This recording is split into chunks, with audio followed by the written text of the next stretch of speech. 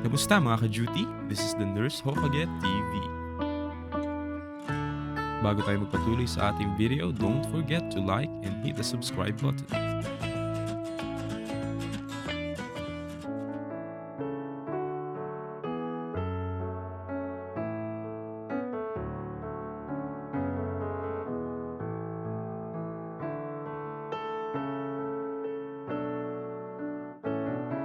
For me, one of the most challenging and unforgettable experience para sa akin is during the pandemic crisis. So, that's the time na nakita ko yung importance ng ating profession and siguro nga bago sa atin yung ganong sitwasyon, so hindi tayo aware sa mga pangyayari during that time. Then, hindi tayo sanay magsuot ng mainit na protective suit, ng N95, and some of us are working ng 8 to 12 hours just to sustain the manpower ng hospital. The most difficult experience that I encountered here in Singapore is that when my first hospital did not renew my contract after serving them for 2 years. So what I have done is I applied to the different hospitals here in Singapore. Luckily, Changi General Hospital gave me an opportunity to be hired and work with them in the major operating theater. So until now, I'm working with them for almost 6 years. One of the most difficult things I believe I experienced working abroad is really adapting to the new environment, from the neighborhood and also to the workplace, and with the patients you're gonna deal with. There are really a lot of things that you have to learn that we didn't experience to get acclimated in this new environment. Ang masishare ko na lang siguro pinaka-challenging na experience ko in my nursing career ay yung mga months at year na wala akong mahanap na trabaho. I graduated in 2005 and during that time, walang hiring sa hometown ko. So medyo challenging siya kasi nakakahiya sa sarili ko at sa parents ko na mahal-mahal ba ng tuition tapos walang mahanap na trabaho. So nag-start ako as a volunteer nurse, tapos after nung 4 months training, wala pa ring hiring. So talagang grabe yung challenge sa sarili ko. Siguro dahil mataas ng expectation ko sa sarili ko at yung mataas ng pangarap ko pa. So I tried my luck sa Manila. So doon na nag-start yung paid job ko. Nag-OFW ako. Tapos nung bumalik ako sa Pilipinas, again, ang hirap maghanap ng trabaho. And then I realized, sabi ko, patanda ako ng patanda. Next time ka ako na mag-abroad ako, yung somewhere na pwede ako mag-establish ng buhay ko at mas stable. The worst experience in my UK nursing career and the best experience in my UK nursing career, I'd say, is when I first started here in the UK. UK is both difficult and also amazing. You know, it's a new place, it's a new environment, everything is brand new. There's a honeymoon stage that you love. You know, but there's also the new challenges that sometimes it might feel insurmountable. But all in all, after all those challenges, we're still here. I've been here in the UK for nearly 14 years and I'm happy. One of the most challenges experience that I had during my career was the experience of having difficulty to understand the nursing because of the language barrier. I think that has been until now the challenges of our nurses because we have been well trained in the Philippines and it's just a matter of translating it to the German language. So the difficult task I had in my career as a neuro nurse is not to help my patient even though I wanted to. So it is very difficult to see patients that lost their capabilities to run marathon because they have a stroke. Even if you wanted to help, you can't. So that I think the most difficult part, seeing patients who had strokes. Graduate ako sa Pilipinas noong 2007. Noong time na yon, wala masyadong trabaho para sa mga nurses. Kailangan mag-volunteer ka muna ng ilang buwan bago ka makapasok sa hospital. So, inuna ko yung NCLEX ko kasi gusto ko talagang makapunta ng Amerika. Nakapasa ako sa NCLEX, nag-file yung petition ko, pero ang tagal ng proseso papuntang Amerika. So, nag-focus ako sa career ko sa Pilipinas. At of course, dahil dito sa nangyari sa akin, sa Pilipinas, naging stepping stone ko yon para sa mga nangyari sa buhay ko ngayon. Lucky ako sa hirap. Pero ngayon, nakakamit ko na yung mga goals na dati pinapangarap ko lang. Meron na ako sariling bahay dito, meron na ako sariling bahay sa Pilipinas, nabili ko yung kotse na paborito ko, nakakapag-travel na ako kahit saan. Pero hindi mangyayari itong lahat ng mga ito kundi dahil sa aking pagiging nurse. Mahal ko yung trabaho ko, napakasarap makapagtrabaho with patients na nakikita mo na gumaganda yung pakiramdam nila. But at the same time, marami rin tayong natutulungan doon sa ating mga advokasya, sa aking negosyo ngayon na tinutulungan yung mga nurses makapunta dito sa Amerika at sa napakarami pang mga bagay na ginagawa ko para sa nursing community natin. I graduated 2011. I started out as a nurse, a trainee, and I started to work for about like maybe 4,000 pesos a month. Imagine, and I had to do like 22 days a month working as a trainee, but acting like a staff nurse. You can imagine how hard that is. And I had to endure that for almost a year. And it was quite hard, like anybody could just like given up and like chosen another profession.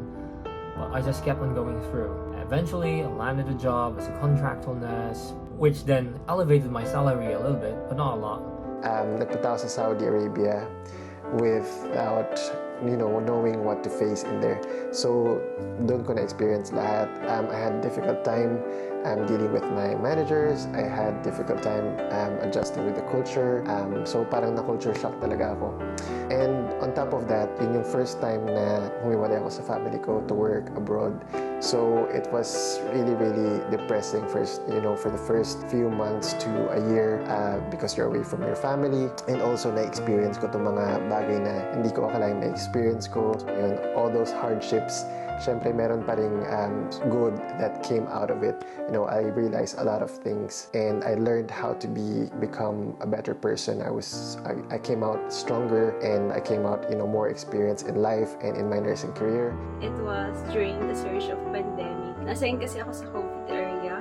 It was overwhelming kasi nandun yung takot na baka mahawa ko. Tapos madala ko siya sa family ko. At nandun din yung sobrang pagod na tatanungin mo na lang yung sarili mo, bakit ko ba pinili maging nurse? At the same time, I realized mo din na nurse nga pala ako at kailangan ako ng pasyente ko. It will be unfair for them to quit, especially during the pandemic. Siguro the biggest struggle that I ever had in my entire career would also be the highlight of my career, and that is coming here in Germany, because I really needed to study the language before I could come here. Not just study it, I really have to learn it by heart. Another struggle that I had is also my independence, because for so long I have been dependent to my family, and this is the first time I've been working here abroad. So yeah, kinaya ko naman. Thank God. My highlight is when I actually had a conversation with my patient outside of work. Basically, it was after a few months from the operation, they had a laparoscopic gallbladder removal. And long story short, I was there to provide a rapport with him and help him calm down because I was just talking to him, gave him a nice experience, and also checked up on him afterwards when the whole procedure was done. So to him, the patient really felt like, we cared for him, and it gave him a big feeling of security and made him calm down for the most part. And he really emphasized that with those little actions, he kind of had a very good experience in the hospital. So with that, I think that's definitely a big highlight to hear my patient say, thank you for all that you do and thank you for coming here in the UK. It really meant a lot to me. One good career move and the opportunities that I get to able to experience here while working in Germany is to transfer in the ICU section, although I did not have any previous experience in Germany as well as in the Philippines. I guess for me, the most challenges of being a nurse, most especially here in the Philippines, is the feeling of being neglected by the government, the undervalued, and the situations because of the healthcare crisis. Being a nurse back then, we are fortunate being part of the legislative process of the benefits that our health workers are receiving, such as one COVID allowance, health emergency allowance, and other benefits that should be timely and fairly implemented, but it's unfortunate that it's not being well implemented. I hope that the government would give value and give appreciations and give what is due to our health workers, most especially to our nurses. Currently working here in Germany as a travel nurse. Most difficult experience, yung palipat-lipat ka ng hospital or institution every now and then. Every time na mag-start ako sa isang bagong hospital, which is sa iba't ibang city, hindi kasi sa isang city lang, mahirap makibagay agad o mag-adjust sa work. So, kailangan parang i-adjust mo yung sarili mo at matandaan mo yung work sa iba't ibang areas. Isa pa sa difficulty na pinagdadaanan ko dun sa ganong larangan, yung pakikipag-usap sa kanila, which is mahirap din kahit paano kasi hindi lang sila basta German language, may mga different dialects din kasi sila sa bawat city, sa bawat Bundesland nila dito. Bali yung pinaka-challenge sa akin, yung paglipat ko sa UK para magtrabaho as a nurse kasi konti pa lang talaga yung experience ko sa Pinas. Pero sinabi ko sa sarili ko na take ko na lang itong risk at magkakaroon ako ng bagong buhay sa UK. Sa Pilipinas kasi nakatira ako sa probinsya, sa Dasmariñas, Cavite. Tapos ngayon, kasama ko na yung misis ko dito sa UK. Sobrang blessing na may kasama ako dito ngayon. Isa sa hindi ko makakalimutang experience nung bago pa lang ako, napagdaanan ko rin yung maraming tanong na doktor. Isa siya sa nakakatakot na doktor talaga. Kasi marami nga siyang tinatanong at hindi kanya talaga papalampasin. Ayun, sa una hindi ko nasagot, but the second call, nasagot ko na yung tinatanong niya at marami ako natutunan sa kanya. Isa sa highlight ng career ko nawala man ako sa field for 5 years kasi nga nag-aaral ako internationally. Nakapasa na ako sa NCLEX. The most difficult part of my career is when I moved to ICU because everything I have learned in the last 6 years, I need to put it aside and learn a new level of knowledge because it's a higher acuity unit. So the highlight of my career is when I passed my PCCN. It's like a certification, progressive care certified nurse, and it's additional letters to your name. The more letters you got, the more money you get. Toughest challenge of being a nurse is that you have to make sure that everything works fine, even though everything is quite short staff, short of equipment, short of everything, and you don't make any sort of excuses, you just soldier on. Para sa akin, highlight ng aking career as a nurse ay yung nakasama ko sa team ng EMS or Emergency Medical Services. Dahil bilang isang EMT, nabigyan ako ng task na mag-drive ng ambulance papunta sa pasyente na kailangan bigyan ng first aid. Mahirap at unique siya in a way dahil una, kailangan mong maging focus sa pagdadrive, kailangan maingat lagi, at dapat alam mo yung location, dapat tanda mo kung saan yung mabilis na way para makarating sa pasyente.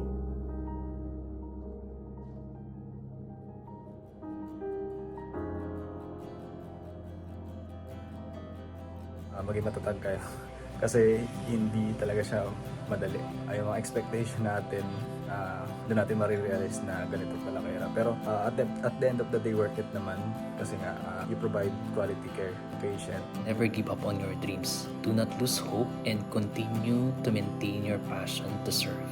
If it's really your dream to work abroad, maybe in the US or on a different country, just go for it. But you have to be prepared and ready enough to take all the challenges, and hindi siya madali, pero sabi nga nila, behind all the clouds is really a rainbow. Charot. Thank you and God bless. I think every stage sa nursing career ko, mayroong challenges, pero at the same time, meron ding highlight. Kaya kung nasaan man ako ngayon sa nursing career ko, meron pa rin challenges yan. Pero at the same time, fulfilling, rewarding, and my highlight. Keep on doing what you do. It might be difficult, but of course, if you set your goals right and do the best that you can every day, then your goals won't be too far. Sa aking mga kababayan, in lieu of the International Nurses Week, the theme, our nurses, our future, we have learned the lessons during the pandemic, how important our profession is, and we are still proud of our profession and as a vocation. And I wish everyone always good health, and we keep continuing giving the tender, loving care to our patients. Thank you. Dankeschön. Love to work because it gives you peace of mind whenever you help patients in your station, in whatever field you are working. And it is a pleasure to work as a nurse. A lot wanted to work as a nurse, but only few are given the chance to work. So love our job as a nurse. So, sana guys, huwag kayong panghihinaang ng loob. Kung tingin nyo yung takbo ng buhay natin ngayon bilang nurse ay mabagal or mahirap yung buhay kasi nandito tayo sa Pilipinas, guys, isang araw darating yung break mo. Kaya wag na wag kang bibitaw. Okay? So, Happy Nurses Month para sa inyong lahat, para sa ating lahat. Salamat sa inyong mga ginagawa bilang mga nurse. At sana po magkita-kita tayo soon. All the stars that we have, not going to be easy. We all have our bumps and turns all along the way. But if ever you hold on something dearly, you hold it and believe that you're able to achieve it, of course, you could go places. I never had thought that I'll be here in Arizona right now, working in the ER. So happy Nurses Month to all of you, and thank you, and have a good day. Nursing is one of those careers or profession na it's not a glamorous, it's not prestigious, pero it's a noble profession na masasabi ko talaga na it's a calling. If it's not for you, then it wouldn't be for you no matter what you do. If you are into nursing because of the financial or the money aspect of it, because sometimes the salary can be lucrative if you work different parts of the world. If you're in nursing for the money, I can say that at some point in time you're gonna burn out and you're gonna run out of reasons to continue with the nursing profession. But if you're pursuing nursing because it's your calling, or because you like the caring aspect of it, or because you like to tend to the sick or help people, I'd say that you're gonna last in the profession for a long time. Kapag napagod ka, magpahinga. Pero huwag kang susuko. Laban lang, kaibigan. And all your sacrifices will be worth it. Be kind, be grateful to all the people who helped you, and be courageous, be brave. Believe in yourself na kaya mong gawin lahat, kaya mong i-conquer lahat ng hamon na makikita mo along the way. You always have to take one step further, get out of your comfort zone para malaman mo na kaya ko pala. Yun lang. I would like to wish you all a happy Nurses Week, and thank you so much. Now, just remember that the little things count, what we do on a day-to-day, which is establishing rapport and checking on our patient, make sure that they're okay, really does make a big impact to a patient's experience inside the hospital. So make sure that you're aware of what you're doing, and make sure that definitely you have to think about the patient's welfare. That's it for now. Thank you. Bye. Maintain your mental health, travel, see the world, and for those who miss their family, it's good that you maintain your mental health. And again, happy Nurses Week to all my fellow nurses. All the best to all of you guys, and thank you for staying in the front line. Just be strong. Kailangan lang tatagan yung loob. And syempre, be positive. Yun talaga, be positive lang. Huwag mong isipin in a negative way lahat, or else ikaw mismo yung manghihina. Basta wag mo lang ganun kaseryosohin yung mga bad criticisms, yung mga negative criticisms na maririnig mo. Kailangan mo lang talaga siya gamitin in a positive way. May darating talaga na lungkot at magiging challenge ang emosyon natin, lalo na't malayo tayo sa pamilya, pero laban lang, at huwag natin kalimutan kung bakit tayo nag-take ng risk para maka-experience ng mas maayos na buhay. Thank you so much kasi hindi po kayo sumuko, especially nung pandemic, napaka-critical nun. Marami mang breakdowns, pero ang daming breakthroughs na binigay ni Lord. At magpatuloy po kayo. God bless po sa inyo at stay safe. Happy Nurses Week! Message to you guys, keep dreaming, work hard, earn more certifications, and focus on getting some specialty like heart, whatever you want, and maybe get nurse practitioner, nurse anesthesiologist, whatever you want. So good luck. Thank you. Stay strong.